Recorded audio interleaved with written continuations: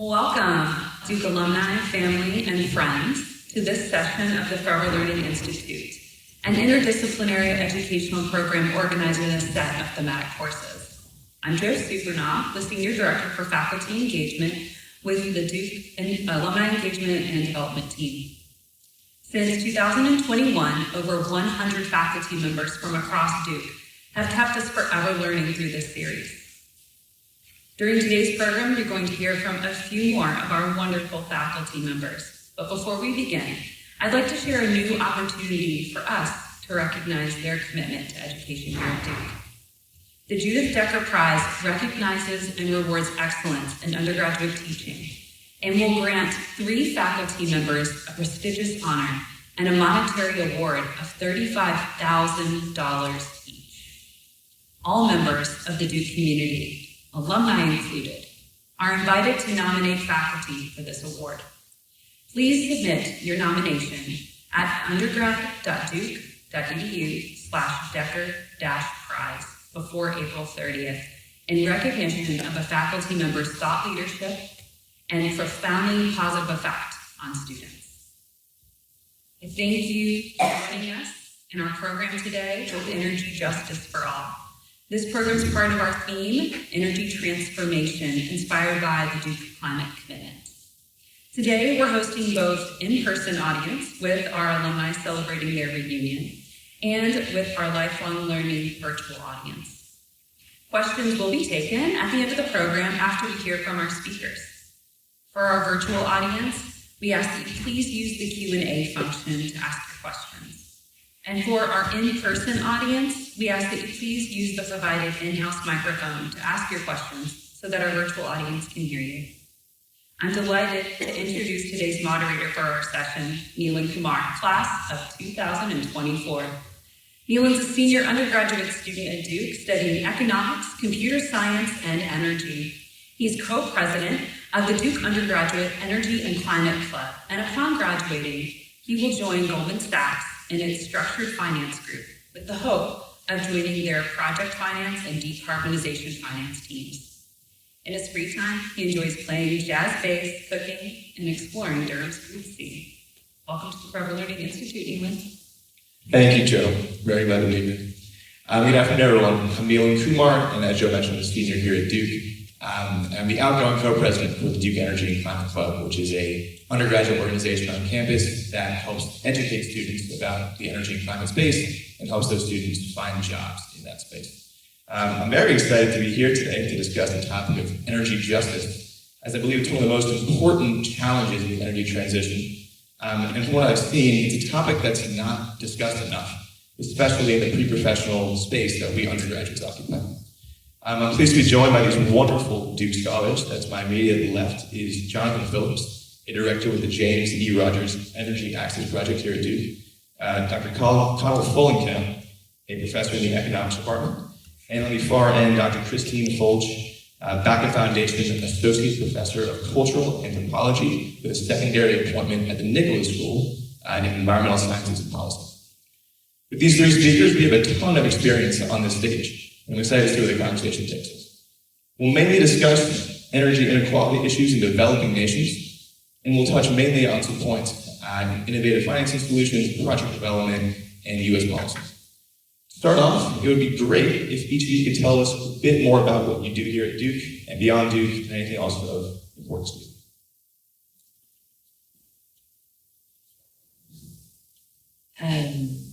Shall I speak for maybe like 2 minutes as opposed to like 25 minutes? Does that sound right?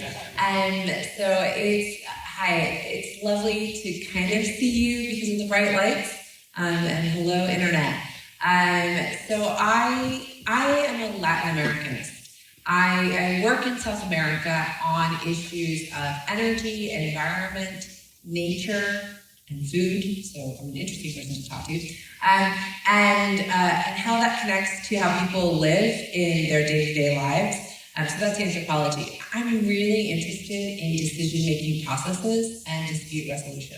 And so one of the cool things that we've been able to do with students, I know this is for alumni, so I want to say something that I think is really cool about getting to work at Duke is As you know, Duke students are great. They're smart and curious and want to make an impact in the world, both undergrad and graduate.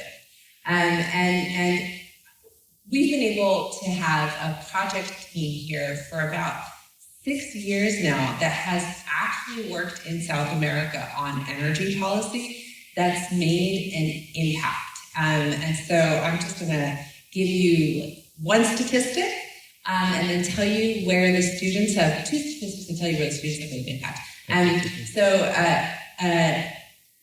In the United States, we get 2/3 of the electricity that we consume from fossil fuels. So 2/3 of our electricity, maybe even today here, comes from burning fossil fuels. And this majority reliance on fossil fuels kind of is true for electricity generation, is true the world over, where regions get 2/3, 3/4, almost 100% of their electricity from fossil fuels. There's one exception in the world, and that is South America.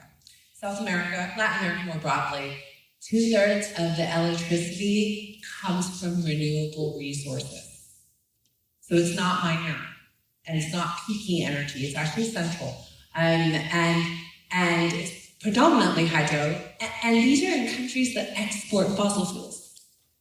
So it's not for a want of other options. So this makes it a really interesting puzzle. And we've had a research project in the country in Latin America that is 100% renewable, where all the electricity comes from renewable energy resources, which is Paraguay. We've had students from Duke visit Paraguay, talk to cabinet level leaders about options for this massive renewable energy surplus that they have, generating ideas about jobs, sustainable development, environmentally friendly social ventures, etc. And so I get really excited about this because I've seen students make an impact on the ground. So that's a little bit about me. Hi everyone, I'm Connell Follenkamp. I am a professor of practice in the economics department. I teach and do research mostly on financial markets. I spend a lot of time on financial market development. And that's kind of the angle that I bring into the talk today. I think about how financial markets develop. And particularly these days, we're thinking about using financial markets to do a lot of things to green the economy, to restore biodiversity. Those are really exciting challenges that I've been working on, trying to connect financial markets to bring all those financial resources to bear to finance the things that we need to do to mitigate, adapt to climate change, to preserve biodiversity, and at the same time, bring meaningful jobs and livelihoods to the people who are going to be trying to produce the green energy, trying to engage in programs that restore biodiversity. So that's the perspective I'm bringing to the talk today, and it's something that I've been doing a lot in the past few years, been using the power of financial markets, trying to price all kinds of natural resources, including living ones like elephants and whales, for all the environmental services that they bring, in the hopes that we can get people to treat nature more as an investment opportunity, which still preserves and conserves nature and restores it in many cases. So that's what I'm doing. Hi everyone, happy Alumni Weekend. Hello to everyone online. My name is Jonathan Phillips. I'm the director of the Energy Access Project here at Duke, the James E. Rogers Energy Access Project.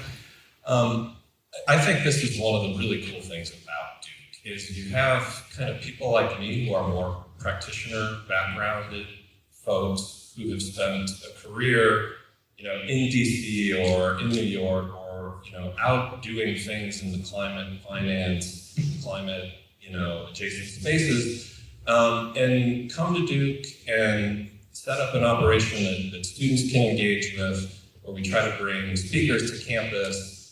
We had a DC trek last week where students went up to explore, different career paths, but really try to be a home for students interested in kind of energy poverty.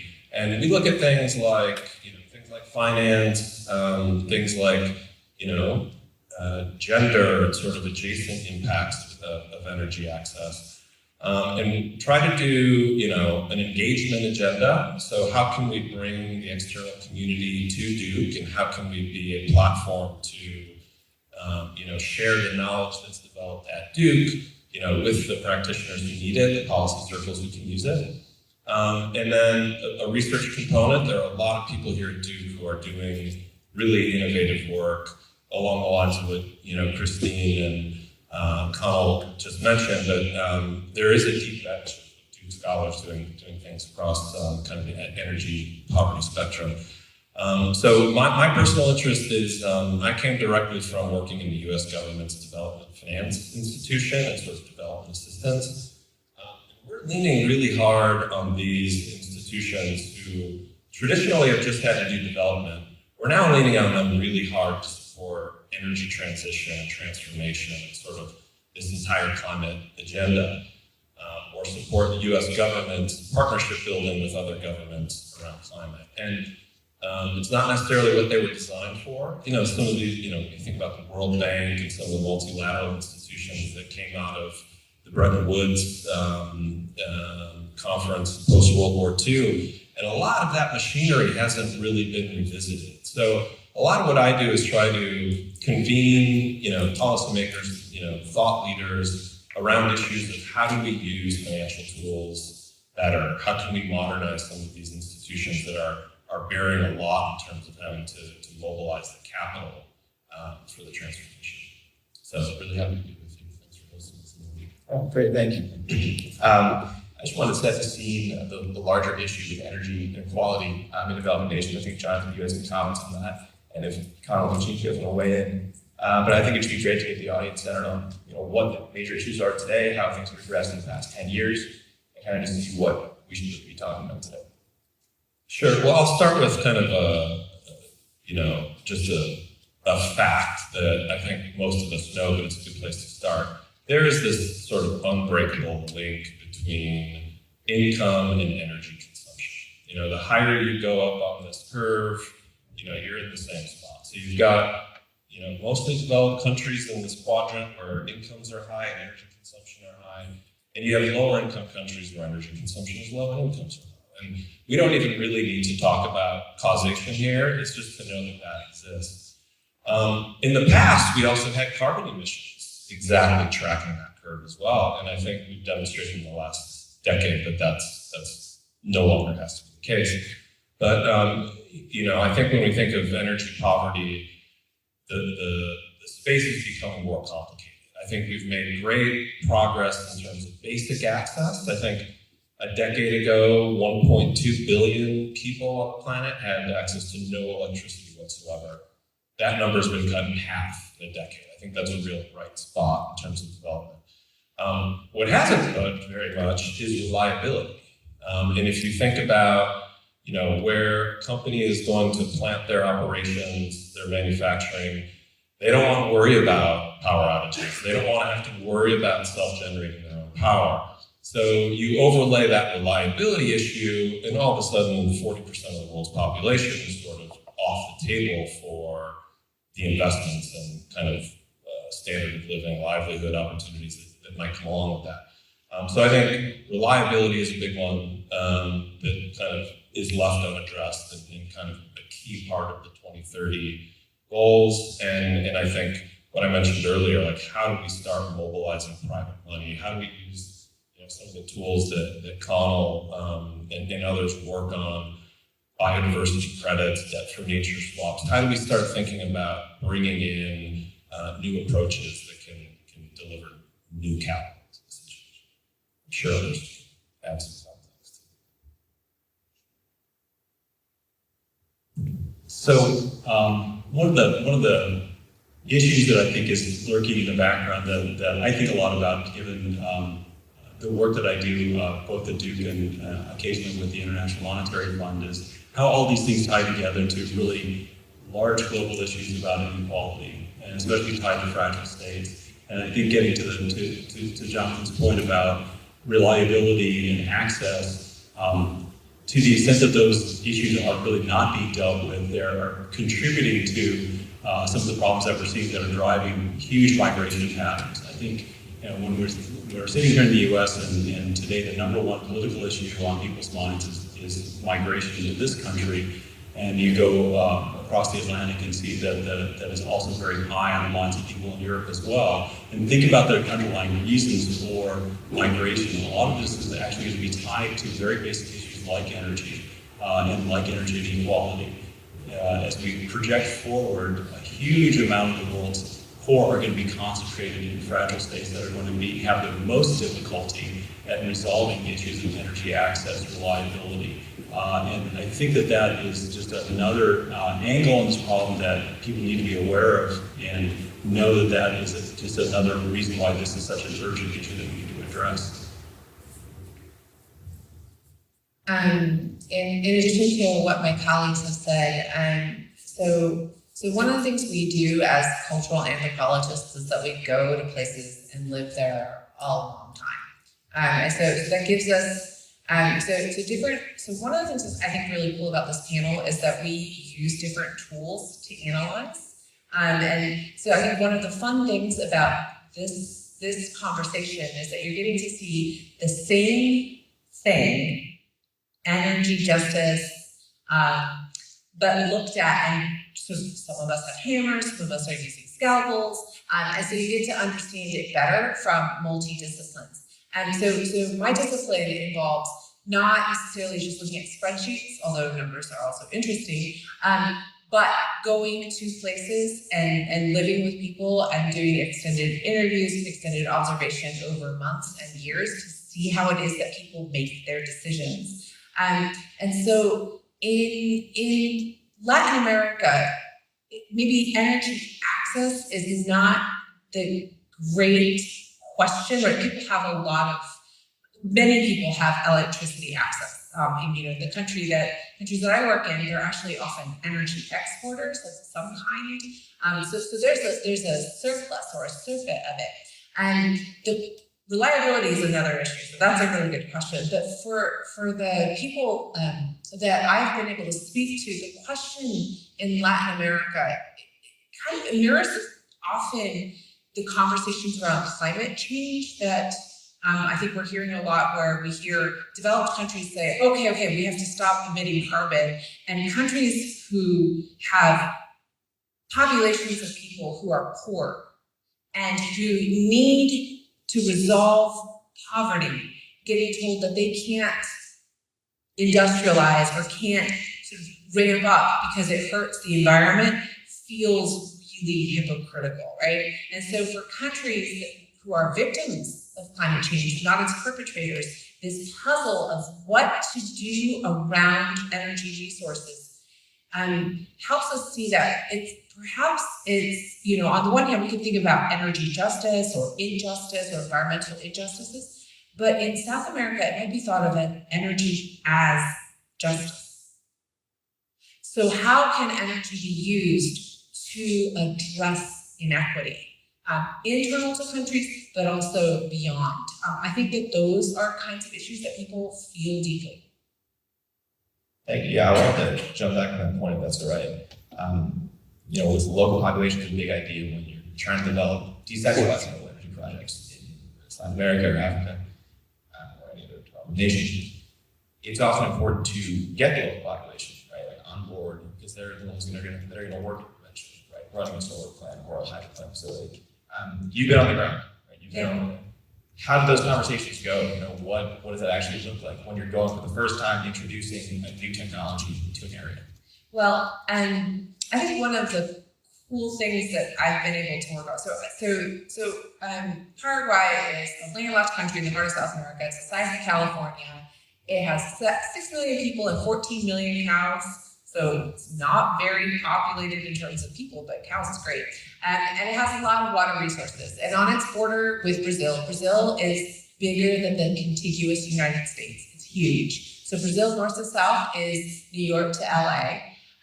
So Brazil's giant compared to Paraguay. They co-own the world's largest dam. It's so big that it could power 7 North Carolinas or a third of California.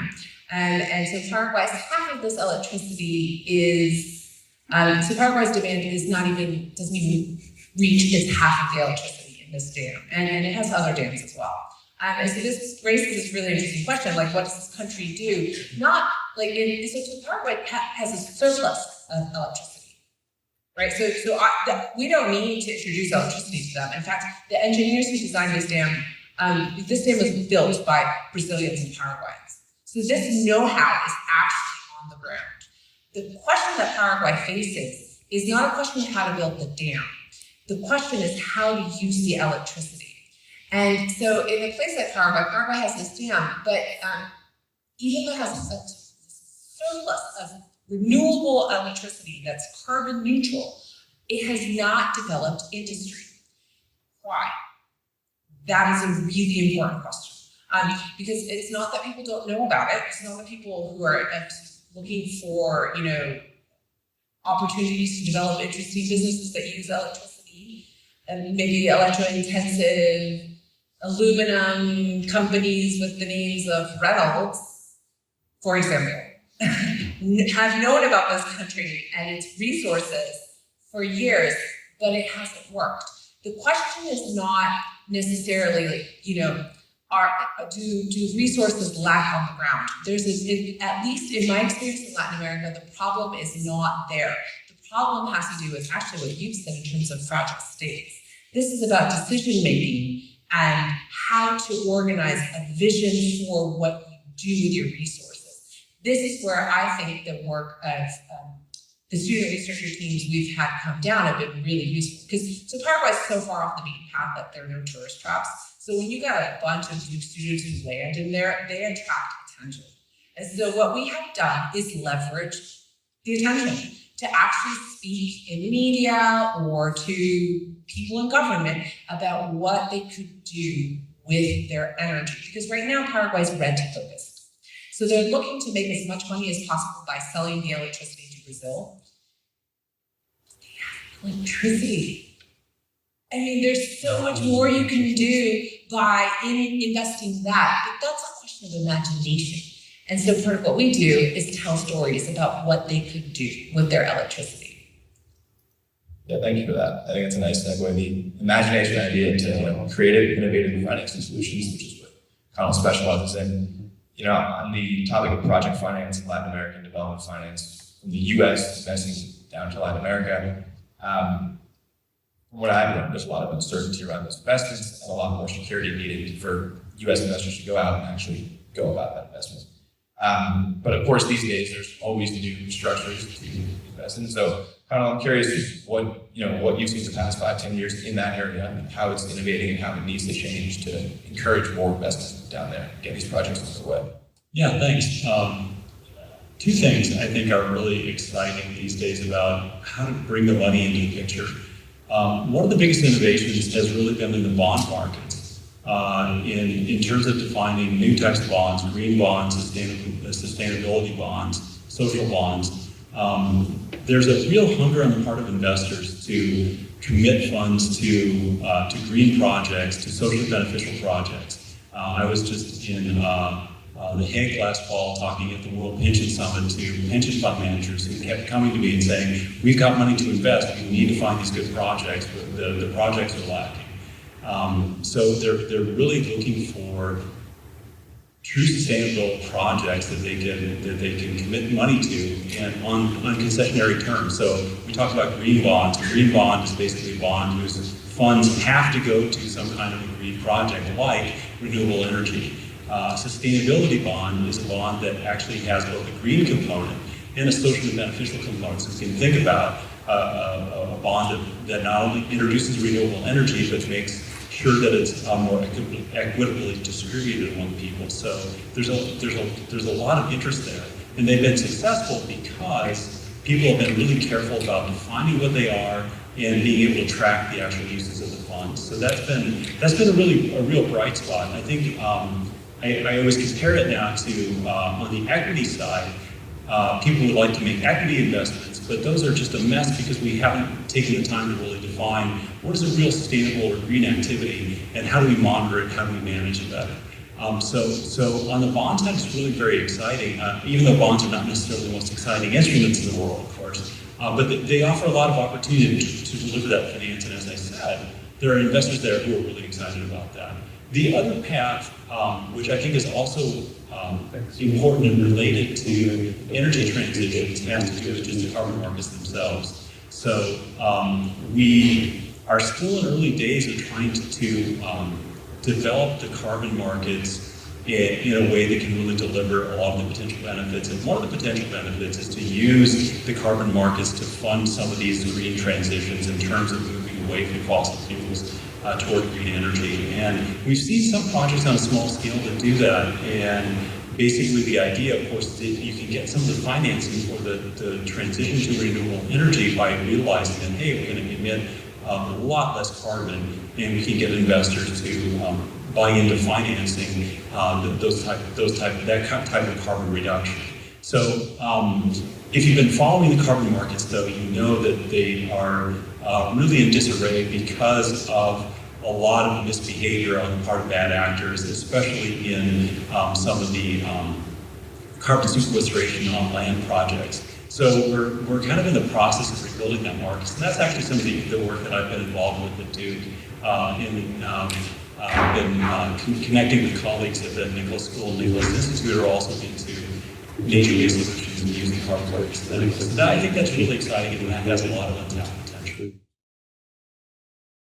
Anything to add to either of those points on financing or more so the getting electricity to right places? Well, since you're asking, sure.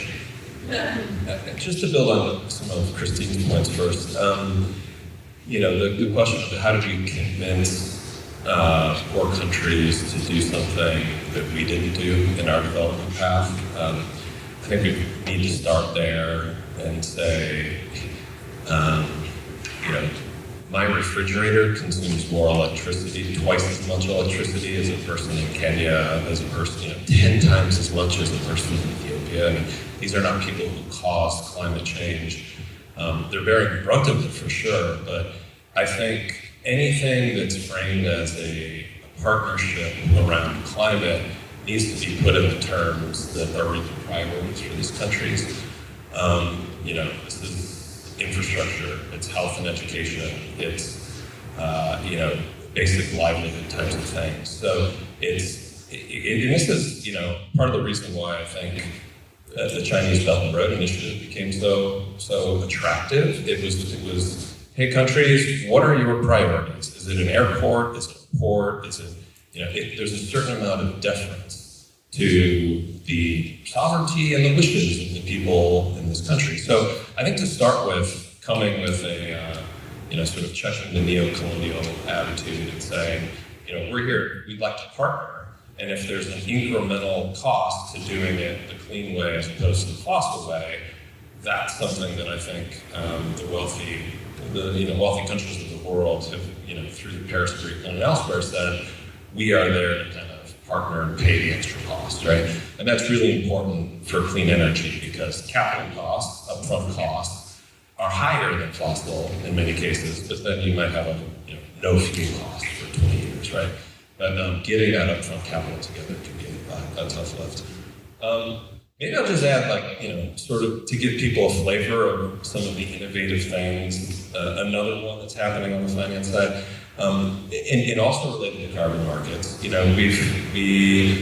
have all sorts of cool business models that are trying to not just get $5 a ton for their carbon, but maybe $20 a ton if they can demonstrate that there are clean water benefits and time savings for women who have to walk 3 hours a day to get wood, or resilience benefits to smallholder farmers. So that, I think, is a big opportunity for economists, for universities, researchers to be able to say, we're going out in the field, we're collecting data, and we know that this business model might not just result in carbon savings, but all of these other development benefits that maybe a government cares about, maybe a big corporate cares about. Increasingly, corporates that have these net zero commitments are looking into their supply chains and into their corporate responsibility statements and saying, maybe I should actually do something in Cote d'Ivoire since we source 25% of our, raw materials there. Or, I think slowly there is this catching up of, as things become more transparent, as reporting requirements tightening as consumers demand more for their purchasing power.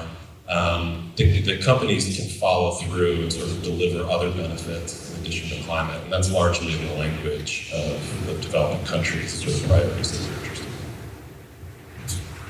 Yeah, thank you for that. I wanted to jump back to a point brought up by Christine, more so that it's not just an energy issue, it's more an inequality across the board issue. One thing, I took an environments and conflicts class my junior year, so a year ago, and a big thing they were talking about is when a country has access over a large resource, they can use that to control everyone, control on that resource. You're talking about a dam that can power 7 North Carolinas. What happens, like, country to country? Who's going to take control of that? There's a very nice case study in Ethiopia, the Grand Ethiopian Renaissance Dam, big issue between water access and electricity access. Just curious how you see that panning out in South America with large projects like that. I love this question. I think this question is great because what it does is it shows that these are not separate issues. They are, so when we're talking about energy, we're actually not just talking about, how you make the megawatts, but actually how you make policy, but also how you do diplomacy, but also how you do all of these things are implicated in these questions, which means that we need multidisciplinary teams to tackle them. And so I know this is not the question you're asking right now, but I'm going to answer a different question and then answer yours. So this is why I think Duke is fantastic. So when I joined Duke, one of the things that really struck me was that, there's a lot of talk at Duke about being interdisciplinary. That's like that's a hot word in many institutions. The thing that surprised me about Duke was how many resources they actually put to interdisciplinary work. It's not just lip service. So kudos. So one of the things I think is really interesting about this very large dam that I work on, that I have worked on in the past, this is past tense, there's new research that I'm not allowed to announce all of, there's a secret announcement I'm not allowed to make right now about Duke resources to help this new research project, but there are Duke resources that will be announced to help this new research project. So this large dam is a way, one can think of it in two ways. One can think of this very large resource between these two countries as something to compete over, or one can think of integration as a way of strengthening both internal and external bonds. And so, this very question of, how should Paraguay imagine Brazil is actually something we've worked on at Duke because there's a treaty that governs this very big dam, Itaipu, and it actually, one of its major stipulations expired last year. And so what we've been doing in our Duke team is actually giving suggestions for what Paraguay might consider in new negotiations over its energy resources with Brazil and this dam. The world's largest dam is a multi-billion-dollar endeavor. And one of the things that we've been saying is, one can imagine Brazil as an adversary, or you can think of Brazil as a partner, looking for where to invest for new industry, looking for places to send capital, et cetera. And when we think of our neighbors as neighbors and partners instead of adversaries, then all of a sudden we're increasing the pie, we're opening more ideas about what we can do with our resources. Because, we don't have everything in our own country. We need our neighbors, we need other people. One of the things I think is really cool about Latin America, and this is the new research and this is part of the new research we want to do. Because Latin America is so renewable dependent, one of the things about renewable energy is that it, particularly hydro, is that unlike fossil fuels, so when you have coal or when you have petroleum, you can store it and then save it for a rainy day or save it for a better market, but you can't do that with electricity. You have to coordinate instantly consumption and production, which means, and through high tension power lines and kind of permanent infrastructure, which means this electricity infrastructure provides a grid, not just for the transmission of charge, but it actually provides a new way to get connected to people, and it provides new ways of cooperating. So one of the things that's really cool about the southern part of South America is the electricity grid is international. And it's getting more, it's sort of, there's more infrastructure being built in this way. And so these countries that used to be maybe more, have had histories of conflict, all of a sudden are starting to coordinate their grid, which means that their industry is dependent upon their neighbors. This is very vulnerable. And so one of the things that's cool about that is that what that does is it strengthens cooperation. So in this way, electricity access can actually strengthen coordination across countries. Thank you for that answer. Just looking at the time, I think it is time for some Q&A from the audience. We have a Vimian Q&A link that we're getting questions from. The first question I just want to ask, all three down the line, is your opinions on this. You've all talked about things that Duke students have done as group projects for energy and climate for those futures. But what are some things that alumni classes could do collectively in conjunction with Duke's climate commitment that are along, St. Lawrence's students to do? So so the next country we're going to go to is Uruguay, and Uruguay is a really interesting sort of opposite case from Paraguay. They're very similar culturally, geographically, historically, but whereas Paraguay is this paradox of untapped potential, Uruguay has flipped it. Uruguay was in a really difficult situation about 15 years ago. Very expensive electricity that had to buy from its neighbors, economic stagnation, and from 2009 to 2022, it has more than doubled its GDP per capita, adjusted for inflation, not increased. It's like a smidgen more fossil fuel, but not very much more. I mean, like technically more, but like 1% more. And it has increased its installed capacity for wind energy by 12,000%. 12,000%. That's like orders of magnitude growth. So it's just really turned around. It's 98% renewable. Most of that is built in the last 10 years. And so thinking about what is this country is doing well that could be applied to other countries. If alumni want to be part of that, you come and talk to me and we can do some scouting. Well, one obvious area, of course, is for alumni to really think about where they're putting their savings and thinking about branching out into all of these different types of investments that are rapidly becoming available. In fact, I think those markets really won't fully develop until the average investor takes a big interest in those types of markets. So I think there's a big opportunity there as well. And I think the diversification benefits are really going to be great. One of the things that I noticed as a financial researcher is that as countries do grow and develop, our financial markets kind of act the same from country to country. And that says that it's really hard to get diversification benefits. And one of the ways that you can do that is to branch out into the renewable and the green economy. So I think there are some great opportunities there that actually do a lot of businesses. Those are good answers. Maybe I would just add, piggybacking a bit on Connell, is think of our spending as sort of voting with our dollars. I think we're increasingly getting into a world where we can educate ourselves about how, where our investment in a product is actually going. And the actors who are providing these products they have increasingly very different range and a very different set of approaches to labor practices and sourcing and treatment of carbon and all of these things. So I think just educating ourselves is always a good thing.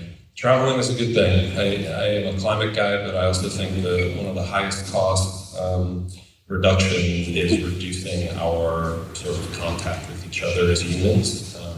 I love supporting students to go out into the field, and every summer we fund at least 10 or so students to go to Africa, go to South America, and do data collection with the faculty, work with a nonprofit, work with a company.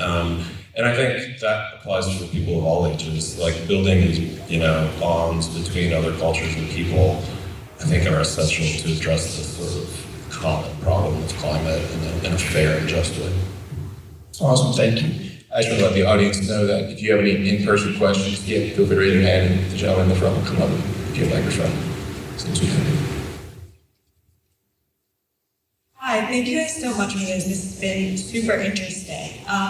Obviously, this panel is all about energy justice, and I think it's hard to talk about energy justice without also acknowledging our role as a Duke institution, right? Like, there's an inherent power dynamic with Duke interacting with any community. So I was wondering if you could talk a bit about, like, in your work, when you've kind of gone into other communities and done this work, how you actually approach focusing on community voices, centering community voices, and acknowledging our role, like, as the listed institution.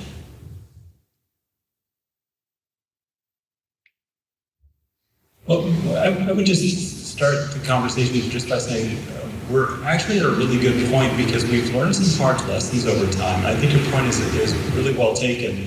One of the things that comes up in the back of my mind just listening to my colleagues talk about these issues is that, you know, we're talking about these as an overall kind of development issue, economic development, human development. And we've really learned some powerful but really hard lessons over the past several decades. One of which is for programs of any kind to be successful like this, they have to truly be owned by the people who have to implement them. If we forget that lesson, then we might as well not do anything. I think that has been one of the most kind of powerful, hard lessons that we've learned, and I think that has to be absolutely essential going forward.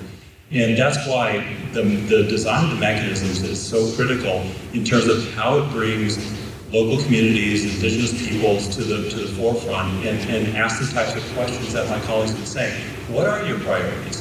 What are the things that you really value, that are really keeping you from living the lives that you want to live? And how can we design a program that delivers the benefits that you want and also contributes to a bigger goal in terms of, say, energy transition or biodiversity preservation? I'm optimistic because the colleagues I talk to, the people I deal with, really believe that that's super, super important. And certainly in the work that I do, I've been involved in some work that is doing some biodiversity restoration green projects with the Maori tribes in New Zealand. And it's just really, step one is getting to know what do these communities value? How do they look at the world? Very different from the way that we do, but we have to respect that and understand it in order to get somewhere. So I just want to revisit that because I think it's a great point you raised, and I'm optimistic because I think a lot of people have really taken on some very important lessons. So I also just want to pick up on that. So this is actually, this is the neo-colonial nature of development is at the center of what I research as a cultural anthropologist. And full stop. Okay, new paragraph. So when I take teams of Duke students to South America, they have to speak Spanish. I just don't take people who don't speak Spanish. Why? Well, my hope is that we talk to everybody. And so if you want to talk to everybody, if you only speak English, then you're only able to speak to people who are elites. And I'm just not interested in that, actually. Maybe there are other programs who are interested in things like that, but we're not interested in that. So we're interested in talking to everybody. And so that means I test students Spanish before they come. I think it's really important also to say that when we bring students down, the students, in some ways we unleash them, but in other ways, actually what they're doing is coming in on decades and decades and decades of relationships that are already established and that will continue after the students leave. And the idea is to have our agenda be set by PowerPoint. And so what that means is sometimes we don't get to do what we want to do. And sometimes it means that the things that we think are important are actually just not going to happen. And the idea is that building relationship is actually transformational. And the people who are possibly most transformed are us. But so the students, so this is, I take the coordination of teams very, very, very seriously because it's not just that, it's like, first, do no harm. Right? And so I think that is quite important. And so, we're about to sort of go into new countries, and I'm not going with students first. I traveled or established relationships, but I'm going to do it more before bringing in students because this is a really huge concern. We can come up with really great ideas here. But if they're not, it's not just that if people don't own them, it's that if it doesn't make sense locally because people don't want them or because something else is more important, like human rights or like the ability to vote, then I don't think that's just not my agenda for how I want to do this kind of work, I think is what I would say. Thanks. Can I piggyback? Really great question. Two examples from my world. One is, I worked in U.S. politics for 8 years earlier in my career, and policymakers that I work with, the first thing that they say is like, if there's a policy recommendation coming to them, what is this organization from outside my jurisdiction? Like, this is not a university in my state. That's true everywhere. So as I work on policy-related things, we only work through partners and with partners. So we try to invest from the initial proposal stage. We work with organizations that want to work on something, and if we have something to add, if we have some capacity that's complementary, maybe it makes sense for us to jump in. But projects that I'm involved in, really don't ever do anything alone. Because who is Duke University to offer policy recommendations to any government outside of our country, really? And then the other point, I spent a lot of time convening climate investors, both private investors, within U.S. government, multilaterals, around, how do we get capital to these tough markets, high-risk types of projects. But one of the things I really want to do is build a platform to not just have them talk to each other, but build a platform so that they're talking directly with key stakeholders within a country where capital is not flowing, right? So I think that's another role that Duke or independent third parties that are credible but without a clear stake in the game financially, we can give credibility to those platforms and give voice to communities that might not have them before a big, powerful international audience that is used to making decisions, not literally in smoke-filled closed rooms, but without an inclusive process. Sure, yeah, thank you for that question. Any other questions from the audience? Thanks, y'all. This was so awesome, and I have a lot of respect for the work that you do in international development. I think it parallels really nicely with some of the work that is being done domestically as well. So I actually wanted to piggyback on something I think maybe just off that question related to the work that could be done in the U.S. as well. I know this conversation was largely focused internationally, but I'd be curious to hear your thoughts on where you see energy inequalities existing in the renewable transformation in the United States and how we might be able to learn from some of the research that you're doing and apply that domestically for a more equitable future at home. I'm teaching an environmental justice class this semester, an undergrad class called 345, and we're kind of tackling that question. And so so this is not work that I'm doing. I'm going to talk about a book. And so I'm going to assign you reading. So there's a really good new book published by Andrew Curley called Carbon Sovereignty. And Andrew Curley is a Navajo citizen. And so it's about, he's today, and it's about Navajo relationships to coal and what happens when their coal plant was shut down. And how important coal was actually as a way to express sovereignty, to fund scholarships for their young people, to fund healthcare, and what was so amazing, and what's so important about this is it's a disruptive book, right? I can imagine already people are feeling tension with what I'm saying. And I think that, so what's the lesson here? First of all, it is listening to people, especially people who are saying things that we're not used to listening to. And then to ask, so one of the things that students, as we read and talked about this book, one of the things that came up was this real tension around coal is a massive contributor to carbon emissions.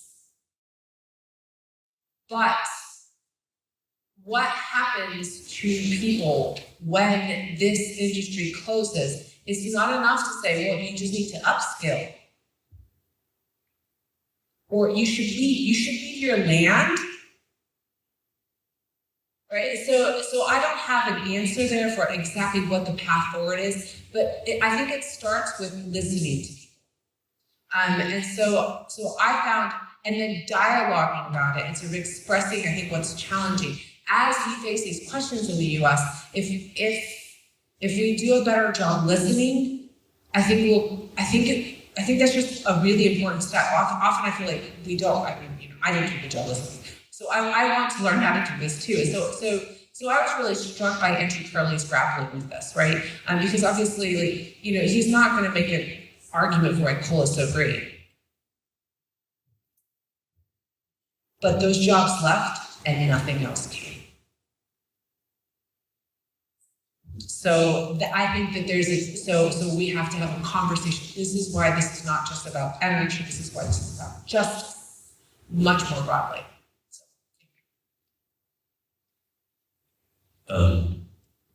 That was a really good answer. I would maybe complement it with, from a big picture, like energy transition has winners and losers, right? Energy is such a foundational piece of the economy. We build entire industries around extracting it and developing it. And if we decide to shift gears, regular old people are going to bear a burden from that switch, right? And here in the US, I worked on the climate bill in 2010 where we decided a cap and trade approach might be the right approach.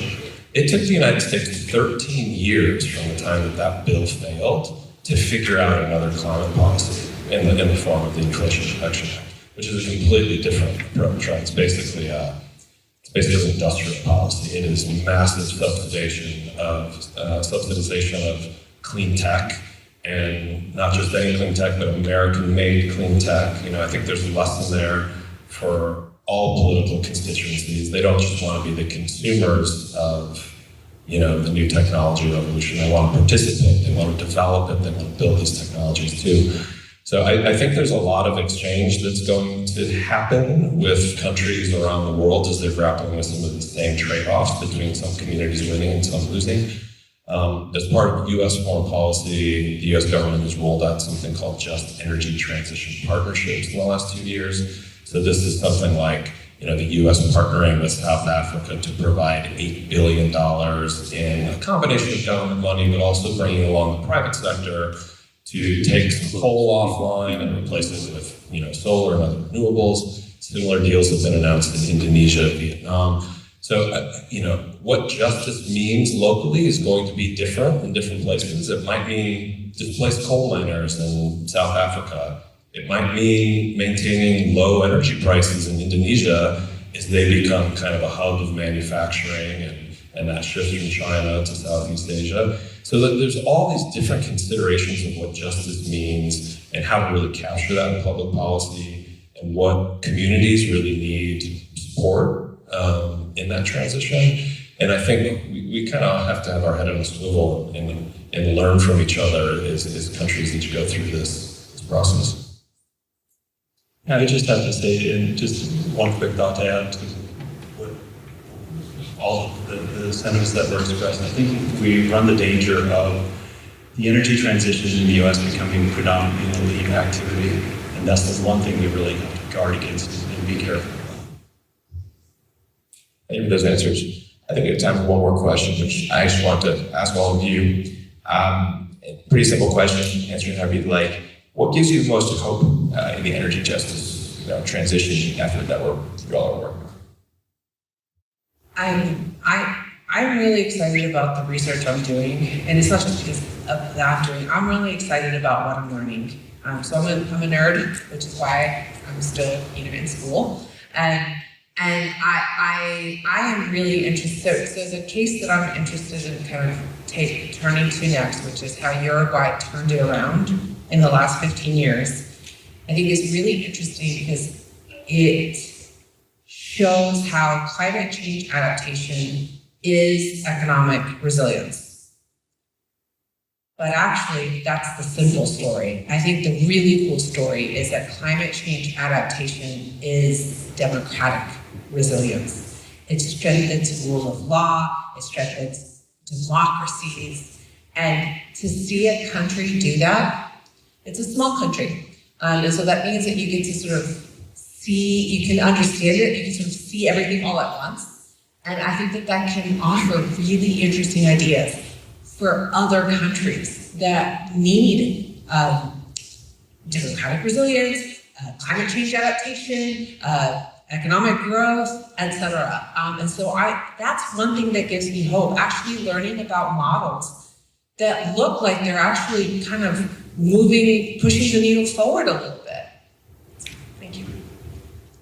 So as an economist, the representative of dismal science, I would have to say that the thing that makes me optimistic is really the true view of how economists look at people, which is people are smart, people are creative, and people are actually, for the most part, really nice.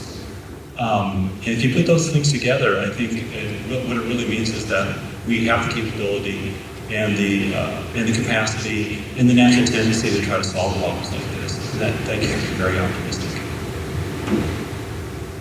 So when I came from Duke, I came from a very cynical place on climate. I was in politics and saw the power of entrenched special interests to like resist change, right? This is a cheesy answer, but it's the truth. Like young people are what I'm most hopeful about because they don't have that cynicism and it can be very frustrating. I'm a late Gen Xer, right? But pretty much every millennial and Gen Zer I encounter, which is every student on campus, there is this like, I don't have to take the present condition as the future, and I am like more than happy to rip it down. And I've got all these new tools that you don't understand, Jonathan, to help me with that. And then, the optimism and the sort of, skepticism about entrenched power, I think is really different among young people. And, I think their values around sustainability and justice and equity are, something to build around and something to be optimistic about. Yeah, thank you for that. I definitely see that in the Energy and Climate Club here at Duke. A lot of young individuals that are going to go out and do really good things.